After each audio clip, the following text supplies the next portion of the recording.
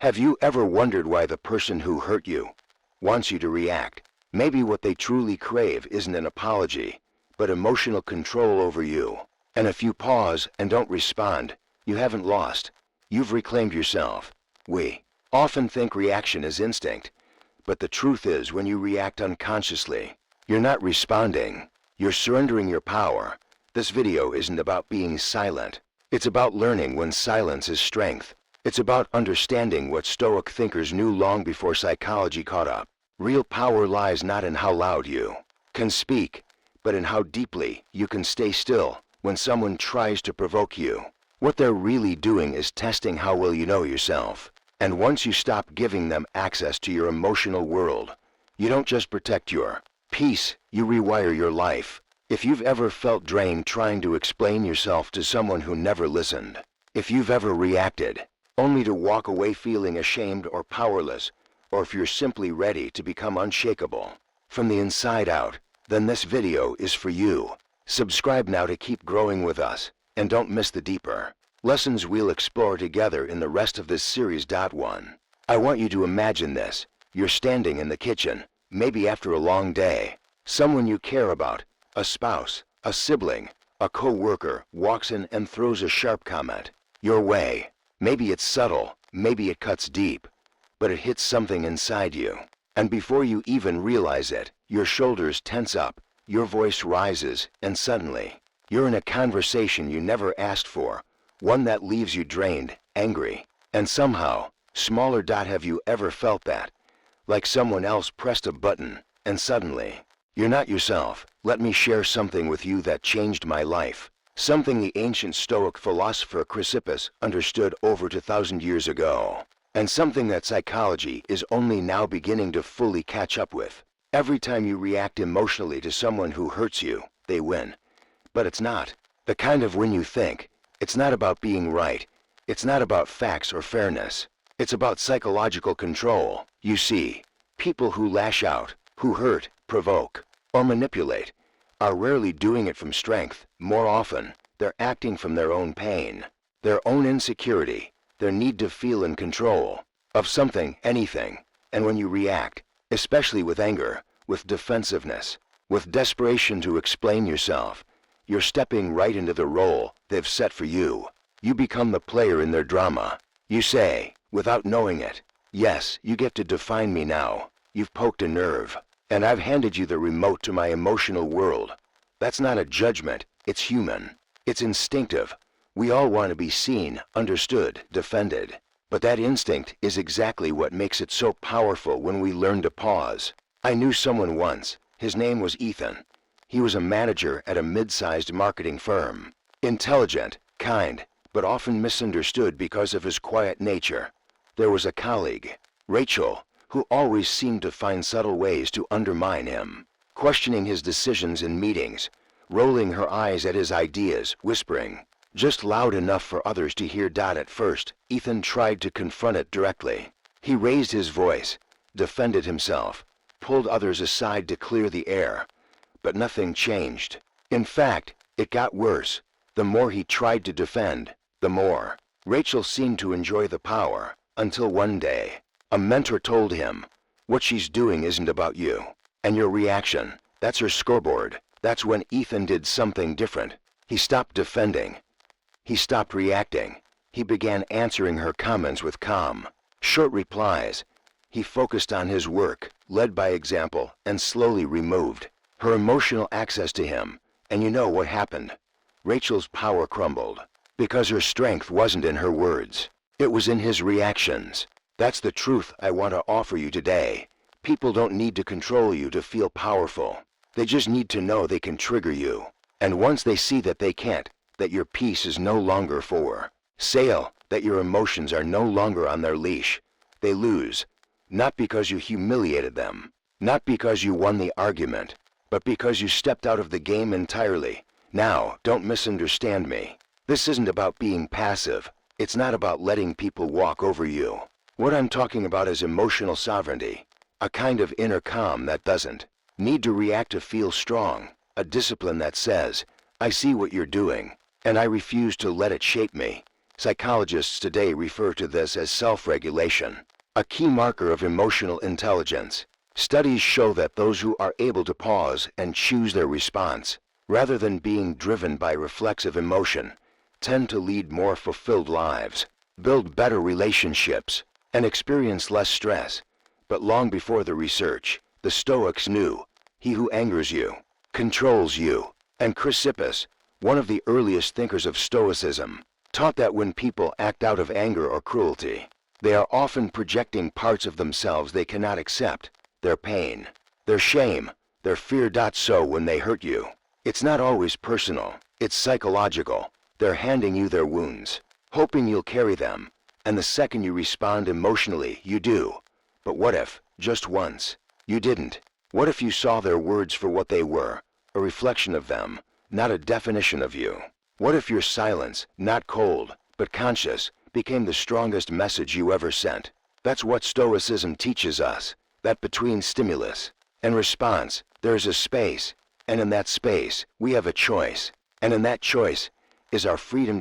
So I want to offer you a new kind of power today, the power to walk away, not because you're weak, but because you're no longer for sale, the power to let someone else stay in their storm while you remain in your center, the power to say, this is your pain, I won't carry it for you.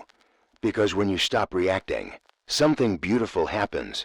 You stop being a character in someone else's emotional story. You start being the author of your own. And isn't that what real freedom is? So if this message touched something in you, if you've been caught in patterns of over-explaining, overreacting, trying to be understood by people who never planned to understand you, let this be your permission. Slip, you don't owe anyone your reaction. You owe yourself your peace. And if you want to keep exploring this kind of clarity, this kind of strength, I'd love to walk that journey with you. Subscribe to the channel. Join the community. We're not here to fight every battle. We're here to learn which battles are even worth showing up for, and which ones we walk past in silence, not because we're afraid, but because we've finally remembered who we are. Let me ask you something personal. Have you ever walked away from a conversation and thought, why did I even say that? Why did I let them get to me? You replay the moment, the tone, the words you wish you hadn't said, and deep down, there's a feeling like maybe they wanted that reaction from you all along. I want you to hold on to that feeling, because that's where the truth lives. You see, when someone comes at you with sharp words, cold silences, or passive-aggressive remarks, it may look like random conflict, but often it's not. It's a strategy, and you don't even know you're playing the game until you've already lost a piece of yourself to it. Here's the uncomfortable truth. Your reaction is the weapon they use to control you. They don't need power. They just need you to give it to them. Every time you lose your temper, every time you rush to defend yourself, every time you feel compelled to explain something to someone who doesn't even want to understand, you're stepping into a role they've written for you, and they know every line. And the longer you stay in that role, the more you forget who you actually are. I want to share a story with you. There was a woman named Claire, a talented designer, who worked for a boutique agency in Portland. She was soft-spoken, thoughtful, always willing to support her team. But there was a colleague, Adam, who constantly challenged her ideas in meetings, interrupted her mid-sentence, and often made backhanded compliments like, "That's a bold choice, Claire, but I guess that's your thing." At first, she tried to rise above it, but over time, she found herself becoming defensive, raising her voice, explaining her creative decisions more aggressively. And each time she did, Adam smiled, as if he had predicted it. One day, a friend told her something that changed everything. "Claire, you're not defending your work. You're playing the part he needs you to play, so he can feel smarter, stronger, more in control." And it clicked. She wasn't being heard. She was being baited. And her reaction was the reward. That's how emotional manipulation works. It's subtle, it's patterned, and it's effective if you're unaware. But once you see it, you can't unsee it. You recognize how some people don't want resolution. They want reaction. They're not interested in truth. They're feeding off the energy you give them when you feel the need to prove yourself. And here's the key. If someone can control how you feel, They can shape how you act, and if they can shape how you act, they get to write your story, not you. But what happens when you stop giving them that access? That's when the game ends. The Stoic philosopher Chrysippus warned us about this. He said that the world is full of people who are acting from their own unexamined pain, and most of them are trying to pull others into their narrative to avoid dealing with it. When someone criticizes you unfairly, it may have nothing to do with you. They might be jealous. They might feel unseen. They might be carrying wounds that were never healed, and instead of looking inward, they project it outward. But you become the stage on which their emotional play unfolds, unless you step off the stage, unless you pause, breathe, and ask yourself the question that changes everything. Is this about me, or about them? Most of the time, it's not about you. You just happen to be the person close enough to absorb the impact. But once you see that, truly see it, you don't need to argue. You don't need to match their tone. You don't need to explain. You need to return to yourself. That doesn't mean being passive. It means being so anchored in who you are that you don't move every time someone pokes your ego. That is what true emotional strength looks like. It's not loud. It doesn't need to win the room. It doesn't even need to be understood. It just needs to be rooted. You see, power is often confused with control. But Stoicism teaches us that real power isn't control over others, it's mastery over self. And when you stop reacting, when you stop letting someone else's chaos enter your calm, you regain that mastery. You don't need to win the moment, because you've already won your peace. Let me offer you this perspective. If someone repeatedly tries to push your buttons, it's not a reflection of your weakness. It's a reflection of how powerful your presence actually is. If you were insignificant, they wouldn't need your reaction to feel valid. So here's my invitation to you. Next time someone tries to drag you into their storm, don't pick up the rope, don't take the bait, don't hand them the pen, and let them write your emotional script. Instead, pause, breathe, stay grounded. Let your stillness speak louder than your defense ever could. Because the more you step out of the roles people try to cast you in, the more you become the author of your own story. And the truth is, you don't need to be understood to be whole. You don't need to win the argument to keep your dignity. You don't need to prove anything to someone who is never interested. In truth, you just need to remember this. Your reaction is yours to protect. Guard it like peace, because that's exactly what it is. If this message resonated with you, if you've ever felt trapped in someone else's drama, unsure of how to step out without guilt, I want you to know you're not alone, and you're not powerless. Subscribe to the channel. Join this growing community of people learning to live with presence, purpose, and clarity. Because we're not here to react, we're here to respond with intention and reclaim our peace. One choice at a time. 3. Double quotes. You are not responsible for healing wounds that others refuse to face. Not every pain belongs to you. Sometimes, walking away is an act of compassion for yourself. There's something we don't talk about enough. We are constantly told to be kind, to be forgiving, to be understanding, to hold space for others, to love people where they are, and those are beautiful ideals. But sometimes, in the quiet corners of that kindness, we forget a deeper truth. You are not responsible for healing the wounds that someone else refuses to face. Let me say that again. You are not responsible for pain you didn't cause, can't reach, and were never invited to help heal. Have you ever been in a relationship, romantic, platonic, even family, where you felt like no matter what you did, it was never enough? You listened, you supported, you compromised, you absorbed their moods, their silence, their storms. You told yourself they just needed more time, more love, more of you. And slowly, piece by piece, you started losing you. I remember a man I worked with, Daniel, a kind soul, raised by a father who never said I love you, and a mother who only offered affection when he succeeded. Later in life, Daniel married someone who was emotionally distant, cold, and manipulative, and for years, he tried to fix her unhappiness.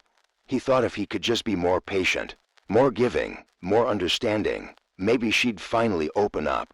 Maybe she'd change. But she didn't, because she wasn't trying to heal. She was using Daniel as a cushion for her pain. And Daniel, he mistook endurance for love. He thought compassion meant carrying what wasn't his to carry. That's where So many people get stuck. We want to believe that if we love someone enough, we can be the reason they heal. But healing is not something you can do for another person. Healing requires willingness, and willingness requires courage. Not everyone has that courage, and not everyone wants it. Some people are more comfortable with their chaos than your peace. Some people would rather stay wounded because their pain has become part of their identity. And if you keep pouring yourself into their empty well, hoping to fill it, you will drown. There's a quote I once read that stuck with me. You can't save someone who's using their pain as a shield. And I'd add, trying to do so will only wound you in return. This isn't about blaming them, and it's not about being cold. It's about recognizing that compassion without boundaries becomes self-destruction. It's okay to care deeply. It's okay to want to see the best in people. But it's not your job to be someone's emotional bandage, especially when they keep ripping the wound open again and again. I want you to imagine this for a moment. You're walking beside someone with a broken leg. They refuse crutches, refuse medical help, refuse to stop and rest. They insist on pushing forward, but they keep falling. You try to carry them. You offer your shoulder. Eventually, you end up limping with them, dragging your own legs behind. And one day, you realize you're not helping them walk. You're just breaking yourself in the process. That's what it's like trying to fix someone who won't take responsibility for their healing. Real love, real compassion, sometimes looks like walking away. Not because you've stopped caring, but because you finally started caring about yourself. That's the part that's hardest for many of us, especially if you were raised to believe that love means sacrifice, that empathy means self-abandonment, that good people never give up on others. But giving up and letting go are not the same. Giving up comes from frustration. Letting go comes from clarity. Letting go is the moment you realize, I am not responsible for what they won't even look at. It's not selfish to protect your energy. It's not cruel to walk away from dysfunction. It's not cold to stop trying when all your effort leads to more hurt. In fact, that might be the most compassionate thing you could ever do, not just for you, but for them too. Because as long as you keep cushioning someone from the consequences of their pain, they'll never have to face it. And if they never face it, they'll never grow. Your absence may become the first mirror they ever truly look into. It might not. But whether they change or not isn't your responsibility. What is your responsibility is staying whole, staying awake, staying you. The Stoics spoke about this with piercing wisdom. They taught that every person is responsible for their own inner citadel, their thoughts, their choices, their emotional train. And when you take on the train of another, you abandon your own. You are not required to burn your inner peace to keep someone else warm. I know that's not always easy to accept, especially if you're someone who feels deeply, someone who wants to believe the best in others. But I want you to hear me. Your softness deserves protection. Your empathy is a beautiful thing. Your willingness to love, to support, to understand is sacred. But don't let it become a weapon others use to keep you stuck. If someone shows you, over and over again, that they'd rather stay wounded than do the work, believe them, and bless them from afar. That's not bitterness. That's maturity. That's wisdom. And that's love, for both them, and for yourself. For happy people don't need to hurt others. Only those who carry pain inside seek victims to validate their worldview. Hurt people. But why? There's something I've come to believe. Something that hits deeper the older I get. Truly happy people don't hurt others. They don't gossip. They don't mock. They don't need to dominate a room or make someone else feel small just to feel big. They don't throw emotional daggers just because they're having a bad day. You know why? Because people at peace, real, internal peace, have no interest in creating pain. They don't need others to bleed for them to feel whole. But pain has a different story. Pain seeks validation. Pain needs proof that the world is as broken as it feels inside. And so, people who haven't faced their own hurt often seek witnesses and victims to justify their worldview. It's not always conscious. In fact, it rarely is. But it's deeply psychological. And once you begin to see it, you understand why some people always seem to stir conflict, even in calm waters. Let me explain. Imagine someone. We'll call her Laura. Laura grew up in a household where emotions were punished, where love was conditional, and where vulnerability was dangerous. She learned early on that power was safer than connection, that control was more predictable than intimacy, and most of all, that pain was always lurking, ready to strike. Fast forward 30 years, Laura's a successful professional, smart, competent, but emotionally guarded, and underneath the surface, she's still that child waiting for the next betrayal. So when she meets kind people, generous people, she doesn't feel safe. She feels suspicious, and rather than trust that kindness, she tests it, she mocks it, she pushes, she pokes. She needs that person to react, to break, because if they break, it proves her theory. People are fake, no one really cares. Love doesn't last, it's tragic, but it's real. Pain that isn't healed becomes a lens, and through that lens, the world always looks dangerous. People always seem untrustworthy, and kindness feels like a setup. So what do people in pain do? They create chaos, not because they're evil, but because they're trying to reconcile the gap between how they feel inside and what they see outside. And if the world feels peaceful, but they don't, they need to shake the world until it matches their storm. That's why happy people don't hurt others, but hurting people do. It's projection, it's defense, it's survival, and sometimes it's deeply manipulative. Have you ever been around someone who always seems to find a way to bring the mood down? Who can twist anything beautiful into something bleak? Who makes you second-guess your intentions, your confidence, your worth? It's not always because they see the truth. Sometimes it's because they can't stand the light you carry, because that light threatens the darkness they've learned to live in. And rather than face their shadow, they cast it on you. That's the hard truth. When someone tries to dim your joy, your softness, your strength, it's rarely about you. It's about the reflection you're holding up to them. Your peace reminds them of their unrest. Your honesty reminds them of their pretending. Your ability to love reminds them of the love they've refused to receive. And so, in some twisted way, hurting you becomes a coping mechanism, a way to even the playing field in their mind, to make sure no one stands taller than the hurt they've normalized. Now, here's where it gets deeper. The people who hurt others most often aren't aware they're doing it from pain. They don't wake up and think, let me ruin someone's day today. They're simply playing out scripts, unconscious ones, written by old wounds. But just because it's unconscious doesn't make it harmless. Because if you're on the receiving end of someone else's unprocessed trauma, it can feel deeply personal. It can feel like you're the problem. You're too sensitive. You said the wrong thing. You didn't try hard enough. But I want to tell you something that might set you free.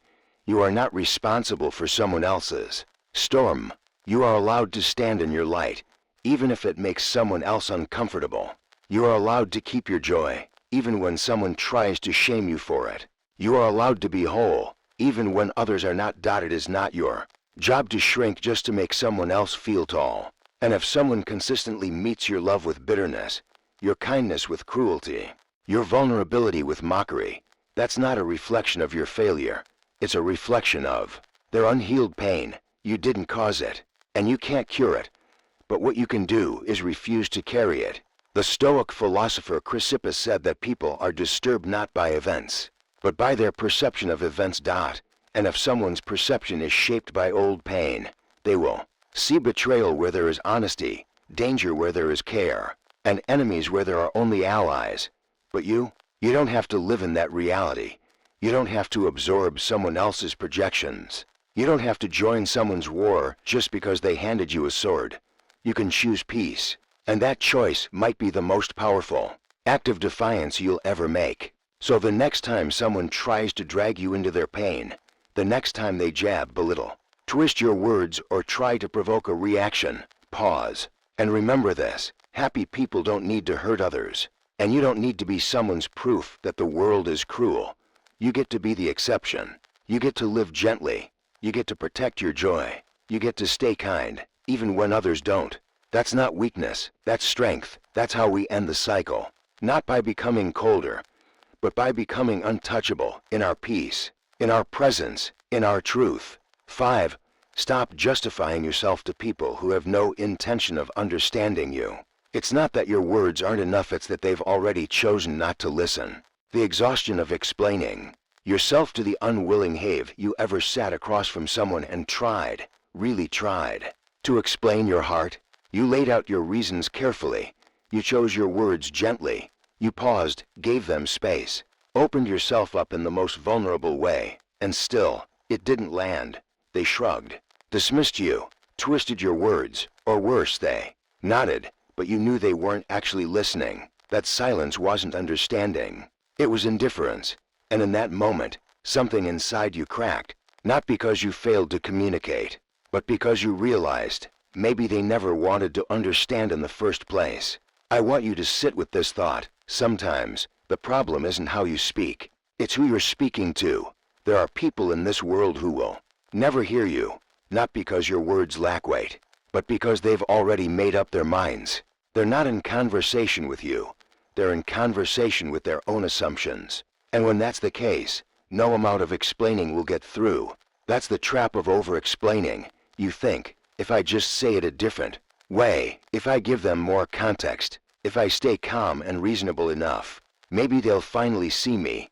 But here's the painful truth. You're not being misunderstood. You're being ignored.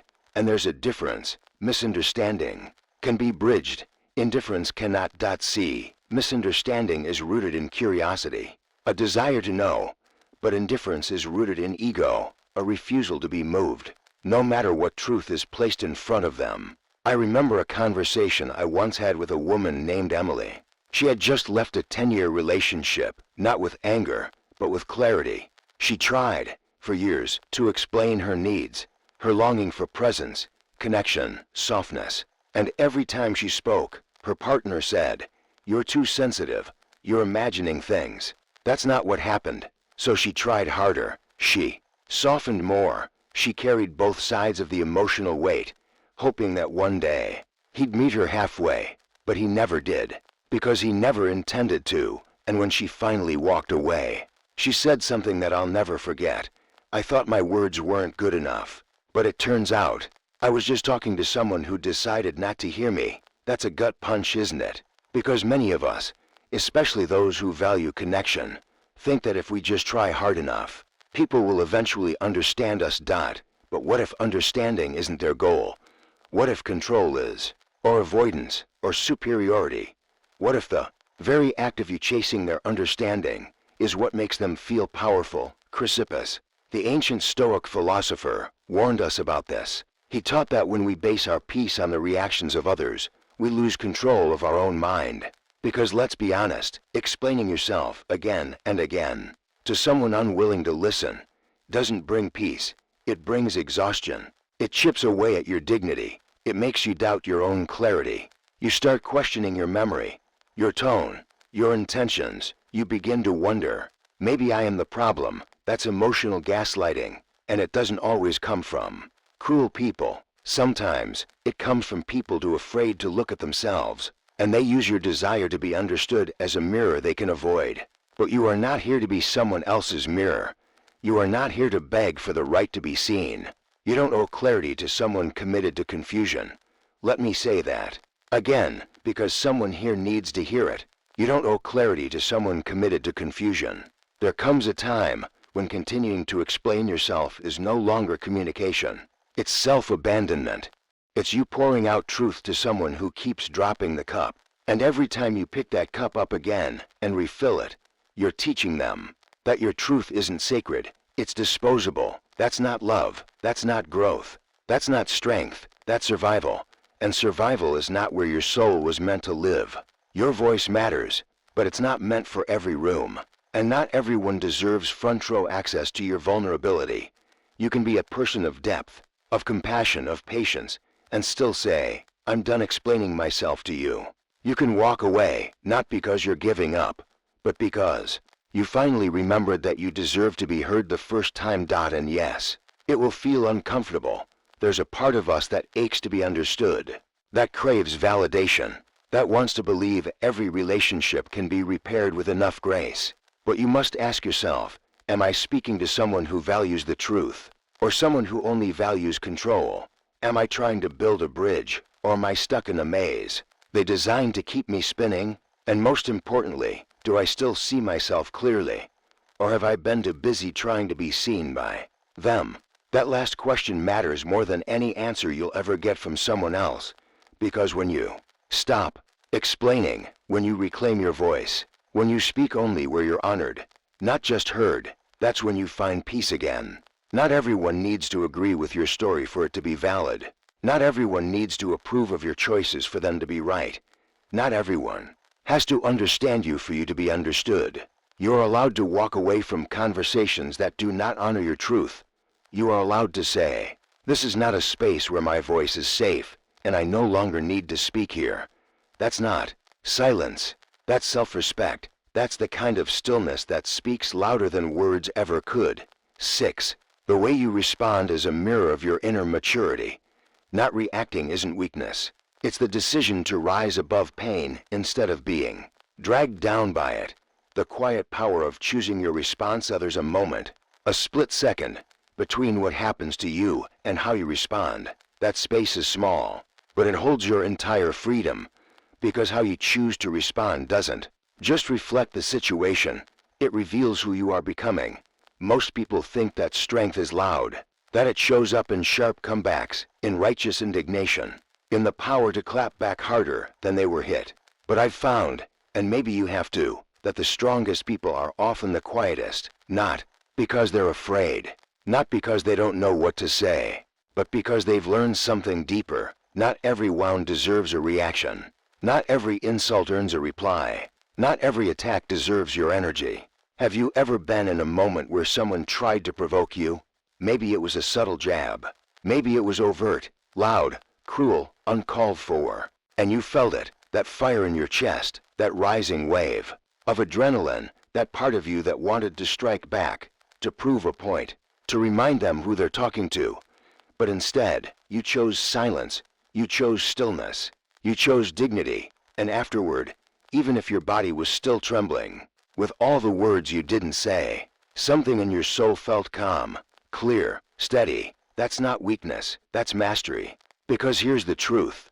The way you respond is always telling a story, not just about them, but about you. When you meet cruelty with grace, when you meet chaos with calm, when you meet disrespect with composure, you're not letting them win. You're reminding yourself that they don't get to pull you down, not unless you let them. The Stoic philosopher Epictetus once said, "It's not what happens to you, but how you react to it that matters." And that idea is more than philosophy, it's emotional survival. Because we all know what it feels like to get pulled into someone else's storm. It starts small, one comment, one look, one misunderstanding. Suddenly, you're defensive, you're angry, you're explaining. You're becoming someone you don't even recognize, all because of someone else's behavior. But when you pause, when you breathe, when you refuse to be dragged, you shift the dynamic. You're not reacting from the wound anymore. You're responding from wisdom. You're not trying to win. You're trying to stay well.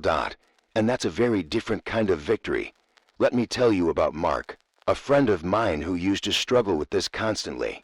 He was always drawn into debates, especially with his older brother, who loved to argue for the sake of ego. Family dinners would spiral into tension. Every time his brother made a passive-aggressive remark, Mark would take the bait. He'd raise his voice. He'd try to defend himself. He'd leave feeling drained, ashamed, and like he had failed again. One day, after yet another argument, I asked him, "What would happen if you just didn't react next time?" He paused. "He'll think he won," Mark said. And I told him, "But what if winning, this time, means not becoming what he wants you to be?" The next dinner, Mark stayed calm. When his brother tried to push his buttons, he smiled. He changed the subject. He didn't flinch. And you know what? His brother grew uncomfortable, confused, powerless, because without Mark's reaction, there was no fire to feed on. The game ended. Mark didn't lose. He leveled up. He chose maturity over mayhem. And that changed everything. We all have moments like that, moments where we can either mirror the chaos or mirror our growth. Your reaction is a mirror of your inner maturity, not just how calm you appear, but how centered you are within yourself. Because true strength isn't reactive, It's responsive. It doesn't shout. It doesn't flail. It doesn't need to prove anything. It knows deeply what is worth protecting and what's not even worth your breath. That kind of strength is quiet, but it's unforgettable. You see, people may forget your words. They may forget your face, but they never forget how it felt to try and shake you and fail. They never forget that moment when they expected a battle, and instead, they met peace. Not the kind of peace that avoids, but the kind that chooses. You can be fierce without being loud. You can be powerful without being harsh. You can be brave without being brutal. In fact, the highest form of bravery is self-control, not repression, not bottling, but precision, clarity, intention. The world doesn't need more people who react. It needs more people who respond, wisely, calmly, consciously. So the next time someone tries to pull you into a storm, ask yourself, is this about them? Or is this about me? Is my silence a shield or a weapon? Am I being quiet because I have no power, or because I finally know where it truly lives? Because your reaction, or your refusal to give one, will speak louder than any words ever could.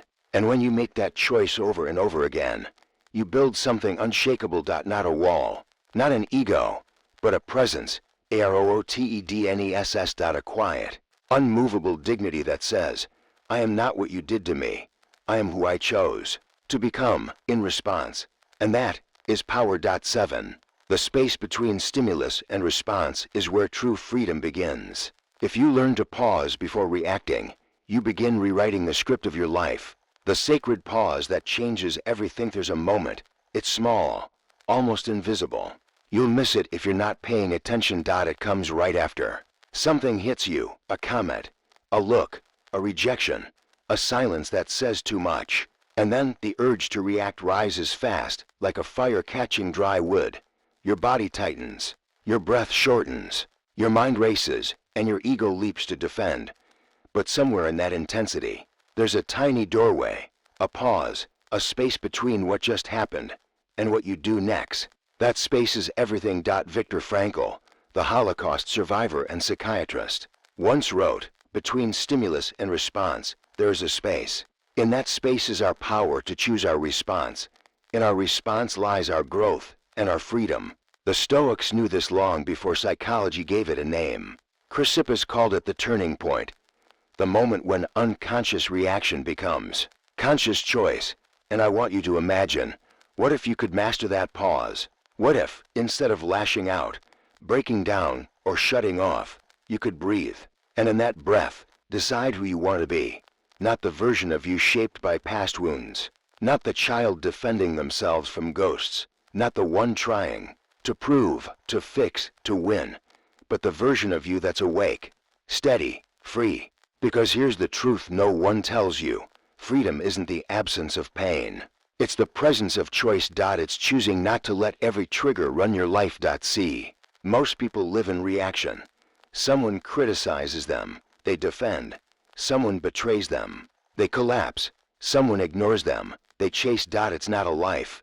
It's a loop of old patterns playing out again and again. And what breaks that loop is the pause. It's not loud, it's not flashy, but it's powerful. Let me share with you a story about Eli, a former Marine turned executive coach. Eli was used to reacting fast. Years of training had wired his body and mind for survival. Quick thinking, high alert, no time for reflection. But in civilian life, this instinct was tearing his relationships apart. In one session, he said, I don't know why I explode. It's like I black out, and by the time I come back to myself, I've already hurt someone I care about. What Eli didn't realize is that he wasn't reacting to now. He was reacting to then, to wounds, to memories, to reflexes long embedded in his nervous system. So we started small. I asked him, what if, next time, you just pause for 3 seconds before responding? He laughed at first. What good is 3 seconds?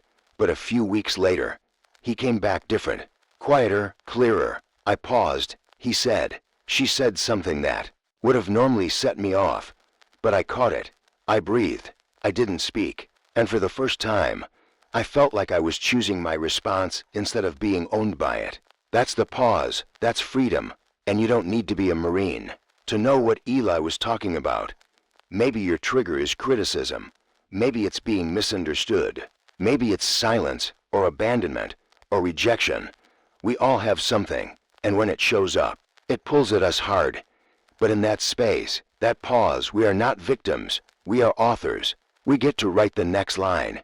You don't have to lash out just because someone triggered your pain. You don't have to explain yourself to someone who's already decided who you are. You don't have to collapse into old patterns just because they feel familiar. You can pause, and in that pause, choose integrity over impulse, grace over ego, wisdom over war. It doesn't mean you stay silent forever. It doesn't mean you suppress your truth. It means you respond when your clarity returns, not when your wounding is screaming. Because let's be honest, how many of us have said things in the heat of a moment that we regretted? How many relationships have fractured, not because of what happened, but because of how we reacted? Reaction is fast, regret is long. But response, true response, comes from presence, from grounding, from the wisdom to see that not everything requires your fire. Some things just need your stillness. And in that stillness, you reclaim your story. Because every time you pause, you weaken the grip of old trauma. You loosen the hold of unconscious behavior. You teach your nervous system that you are safe enough to choose. That's not just personal growth, that's liberation. So next time something hits you hard, I want you to remember, there's a space, a sacred pause. And what you choose in that space can change your life, not instantly, not perfectly, but quietly, powerfully, permanently. The world doesn't need more people who react. It needs more people who remember, this moment does not define me. How I respond to it does. You can raise your voice, or raise your standard. You can argue to be right, or choose to be whole. You can repeat, or you can rewrite. The script is in your hands, and it always has been. 8. True strength is restraint. It's when you can feel the pain, but stay conscious enough not to let it control your behavior. The quiet strength of restraint. Let me ask you something. Have you ever felt the kind of pain that made you want to scream? The kind of betrayal, disappointment, or injustice that sets your chest on fire? And in that heat, all you wanted was to react, to defend, to attack, to make sure they knew just how deeply they'd hurt you. I know that feeling, that fire, that urgency. But here's what I've learned. Through hard moments, failed responses, and long nights of self-reflection, that fire isn't your enemy, it's your invitation. Not to explode, but to evolve. See, we often confuse strength with force. We think being strong means showing our teeth, raising our voice, hitting back. But what if the real strength isn't in how hard you can strike, but in how deeply you can feel, without letting it hijack your integrity? What if strength is restraint? That's what the Stoics believed, and it's what the most grounded people I've ever met live by. Chrysippus, one of the great minds of ancient Stoicism, taught that the measure of your strength is not in how you act when life is easy, but in how you respond when life isn't, when the pressure is high, when someone tests your boundaries, when disappointment knocks the wind out of you, when the urge to lash out is screaming for release. It's in those moments that your power is tested. And most people, good people, fail, not because they're weak, but because they haven't yet learned the difference between feeling pain and becoming it. Let me explain. Pain is inevitable. You will be hurt. People will misunderstand you, betray you, lie to you, leave you, and those moments will sting. They should, but pain itself isn't dangerous. Unprocessed pain is. Because when you don't pause to witness your pain, you become it. You speak from it. You act from it. You burn bridges you might have needed. You say things you don't mean. You become the very thing you swore you'd never be. And then, worst of all, you give your power away to the people who hurt you. You make their actions the author of your behavior. But what if you could feel the pain and still stay present? Still stay kind, still stay true. That's restraint. And that's real power. Let me tell you a story about a woman named Clara. Clara worked hard, not just in her career, but in her inner life. She meditated, she journaled, she tried to live with integrity. But one day, a colleague publicly accused her of something she didn't do in front of her entire team. It was humiliating, unfair, deeply painful. Clara said she could feel the rage rise like a tidal wave. Her heart was pounding. Her throat burned with everything she wanted to say. But instead, she paused. She took a deep breath and said nothing. She didn't defend herself in the moment. She didn't cry or retaliate. She just held herself with dignity, with restraint. Later, in private, she clarified the truth to the appropriate people, calmly, directly, and with evidence. The truth came out, and those who mattered saw not only her honesty, but her composure. Afterward, she said something I'll never forget. I wasn't proud that I was right. I was proud that I didn't let the pain choose who I became. Let that sink in, because the pain is real, but so is your ability to rise above it. That doesn't mean you suppress it. That doesn't mean you pretend you're not hurting. Restraint isn't about denial. It's about sovereignty. It's feeling everything and still choosing your response. It's knowing that someone else's behavior does not give them ownership of your actions. It's the stillness between the lightning and the thunder. The part of you that says, yes, this hurts, but I will not become what hurt me. And that is what turns pain into power. Let me say it this way. Anyone can react. Anyone can scream, accuse, or lash out. But to stand in the middle of the storm and remain still, to let the lightning pass through you, without striking back, that is earned. That is discipline. That is strength. And the world rarely teaches us this. We're taught to be louder, faster, fiercer, but not wiser. Restraint is wisdom in motion. It's the deep knowing that you don't owe every trigger a response. That peace is more precious than being right. That your dignity is not for sale. Even on your worst days, restraint is not silence. It's power, reined in by self-respect. You may never get the apology. You may never see justice play out the way you hoped. But your healing, your growth, your peace, they don't require anyone else to cooperate. Only you. Only that moment when you feel the fire and choose not to let it consume you. When you learn to do that, again and again, you become something rare. Not untouchable, but unshakable. Not cold, but deeply, fiercely alive. So next time life stings, pause. Breathe. Say to yourself, I can feel this and still not lose myself in it. And when you do, you won't just be surviving pain, you'll be transforming it. That's the work. That's the way. There will be moments in your life when you're misunderstood, attacked, drawn into emotional storms that aren't yours to carry. And in those moments, the world will expect you to react. But Stoicism teaches us this. True freedom doesn't come from controlling others. It comes from mastering yourself. Not every insult deserves a reaction. Not every wound must become a war. Every principle shared in this video, the sacred pause, the choice to rise above, the strength in restraint, is part of building a life rooted in inner stability. Not so we become cold, but so we remain free. You don't have to be unbreakable. You just need to be unshakable. If something in these words stirred something in you, if you're walking a path toward presence, clarity, and emotional sovereignty, I invite you to subscribe and become part of this Stoic-inspired community. Here, we grow together. One breath, one pause, one choice at a time. Peace isn't the destination. It's how we move through the world.